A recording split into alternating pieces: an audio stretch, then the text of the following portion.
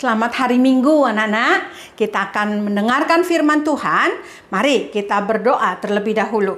Bapa di surga, kami bersyukur dan berterima kasih.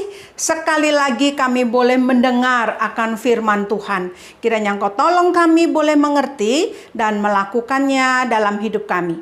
Berfirmanlah Tuhan, kami siap mendengar. Hanya di dalam nama Tuhan Yesus kami berdoa. Amin. Nah, Nana, kita akan lihat terlebih dahulu apa evaluasinya. Yang pertama, berapa lama Saul menunggu kedatangan Samuel. Yang kedua, di manakah Saul dan rakyat Israel berada ketika menunggu Samuel. Yang ketiga, mengapa tindakan Saul dianggap bodoh oleh Samuel. Dijawab ya setelah mendengar cerita. Yuk kita hafal terlebih dahulu kitab Filipi pasal 2 ayat 14. Lakukanlah segala sesuatu dengan tidak bersungut-sungut dan berbantah-bantah. Gampang ya? Sekali lagi. Filipi pasal 2 ayat 14. Lakukanlah segala sesuatu dengan tidak bersungut-sungut dan tidak berbantah-bantah. Nah, kenapa kita melakukannya tidak bersungut-sungut dan tidak berbantah-bantah? Berarti kita harus mengerjakannya dengan sukacita. Nah, anak-anak, maka seperti kitab Kolose yang mengatakan apapun juga yang kamu lakukan, engkau lakukan seperti untuk Tuhan dan bukan untuk manusia. Kalau untuk Tuhan, kita lakukan yang terbaik. Kita lakukan dengan sukacita. Belajarlah dengan sungguh. Karena engkau melakukannya untuk Tuhan. Engkau membantu mama, jangan ngomel, jangan bersungut-sungut. Tapi kita membantu mama karena kita melakukan untuk Tuhan. Bisa dilakukan ya? Nah, anak-anak, minggu lalu kita mendengar bahwa Raja Saul sudah menolong Yabes Gilead dan diumumkan sekali lagi oleh Samuel bahwa inilah raja kalian. Dan Samuel mau mengundurkan diri. Kepemimpinan dipercayakan kepada Saul. Nah, anak-anak, Saul mulai membagi pasukannya ya. Setelah 2 tahun dia kumpulkan banyak orang dan sekarang mulai bagi-bagi pasukan. Nah, dia mengambil 2000 orang pasukan untuk menjaga di kota Betel dan di Mikmas.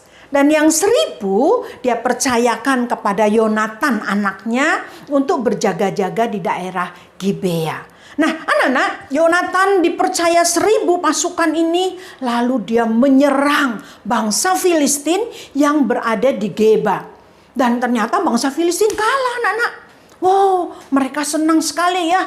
Yonatan mendapat kemenangan dari Tuhan. Nah, anak-anak, tetapi apa yang terjadi? Ketika bangsa Filistin mengalami kekalahan, mereka tidak tinggal diam. Mereka datang menyerbu kembali, menyerang balik bangsa Israel dengan 3000 kereta dan 6000 orang yang naik berkuda dan juga masih banyak lagi tentara yang berjalan kaki. Nah, mereka mulai menyerbu, mulai mendesak daerah Betel, daerah Mikmas. Nah, itulah yang menyebabkan bangsa Israel mulai khawatir, mulai takut dan mengatakan, "Hai Saul, ini bagaimana nih? Kami nggak berani nih menghadapi bangsa Filistin begitu banyak. Ayo kita bagaimana nih?" Akhirnya Saul mengajak seluruh bangsa Israel yang ada di daerah Mikmas, Betel untuk pindah semua ngungsi di kota Gilgal. Nah, anak-anak, di kota inilah mereka mengungsi dan berjaga-jaga. Dan mereka lihat, oh ternyata bangsa Filistin semakin banyak dan semakin mendesak mereka. Sehingga anak-anak tidak heran bangsa Israel mulai lari ke bukit-bukit, lari ke gunung-gunung, di goa-goa mereka sembunyi di sana. Dan bangsa Filistin terus mengejar. Nah, anak-anak, Saul katakan, "Hei orang Israel, tenang ya. Kita akan serang mereka. Ya, cuma kita harus nunggu Nabi Samuel untuk memimpin persembahan korban dulu, baru kita nyerang. Nah, kalian tunggu aja di Gilgal ini ya, sampai Samuel datang." Nah, anak-anak, Tetapi ditunggu, tunggu, 3 hari, 4 hari, 5 hari. Samuel gak datang-datang. Nah, sehingga banyak sekali orang Israel meninggalkan Saul. Pasukannya mulai pada pulang. Mereka sembunyi sendiri-sendiri, takut. Nah, Saul katakan, jangan pada pulang dong. Ini bagaimana? Mereka gak mau peduli, mereka ketakutan, anak-anak. Sampai hari yang ke-7, Samuel belum datang juga. Bagaimana ini? Bangsa Filistinnya sudah makin mendesak, makin mendekat untuk menyerang mereka. Akhirnya Saul berinisiatif untuk mempersembahkan kurban kepada Allah. Dan dia akan siap-siap untuk menyerang bangsa Filistin. Anak-anak, ketika Saul mempersembahkan kurban kepada Allah, apa yang terjadi? Samuel datang. Wah, cepet-cepet dia. Hei Samuel, gimana Samuel? Nabi Samuel sehat katanya ya. Hei Saul, apa yang kau lakukan? Oh, Samuel sudah menjadi marah.